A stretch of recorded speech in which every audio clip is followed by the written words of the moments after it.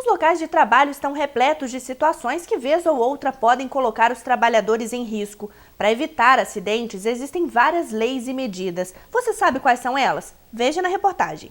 A Lei Nacional, criada em 91, define acidente de trabalho como todo acidente que ocorra durante o trabalho, provocando lesão corporal ou perturbação funcional que cause morte, perda ou redução permanente ou temporária da capacidade produtiva.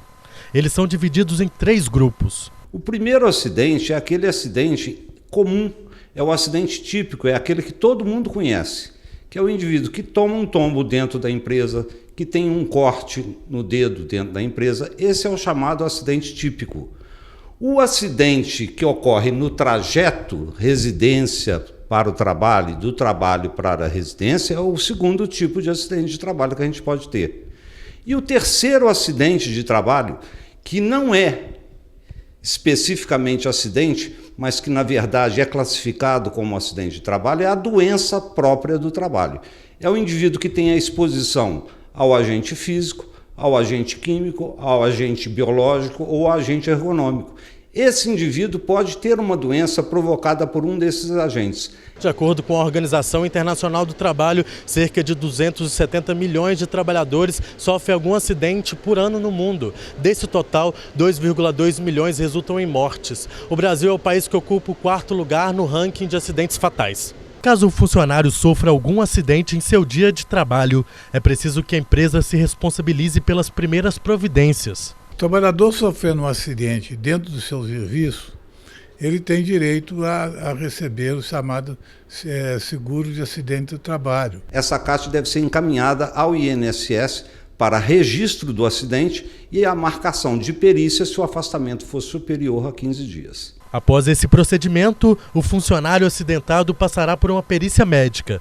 Essa será uma série de exames que irá avaliar a situação de saúde do profissional. Um ato pericial consiste numa história muito bem fundamentada.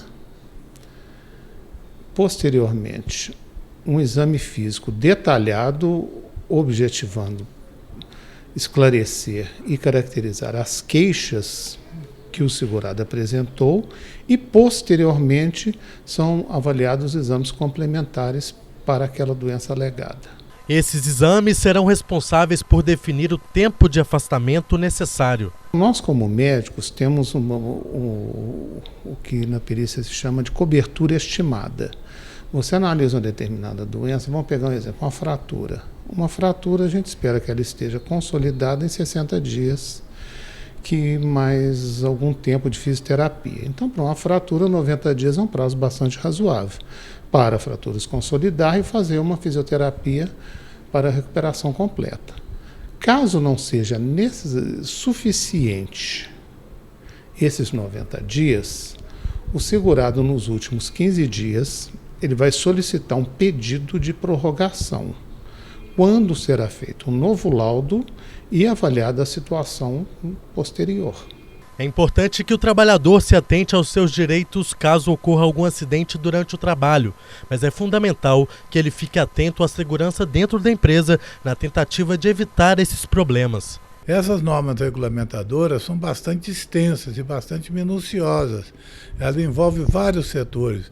O setor de agente químico, o setor de agentes físicos que pode causar dano ao trabalhador, e ainda dá os equipamentos que devem ser usados pelos trabalhadores, fornecidos pela empresa, possam amenizar essa situação.